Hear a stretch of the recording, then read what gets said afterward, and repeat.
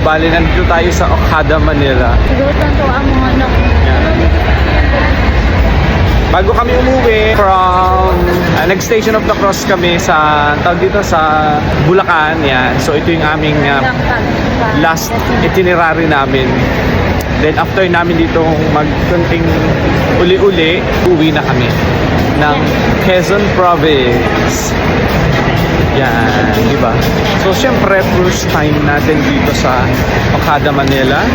Mami, and syempre ang sweet na mag-asawa. Hi, Ma'am Jos. Yan, oh, di ba? So kamusta naman ang experience sa Okada, Manila?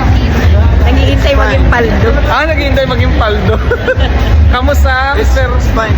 Very wonderful here. Oy, nakaka-English speaking pala dito kapag nasa Okada, Manila. Nagiging English speaking pala. Nagkakasigitlaan ng Ilang oras tayo dito? 11. So alis tayo dito ng 11. Yan. Enjoy na. Enjoy na. Kasi baka next year na ulit ang balik. Matatagalan na ulit bago bumalik. Saan tayo? Si CR na naman. Oy, dito tayo pupunta.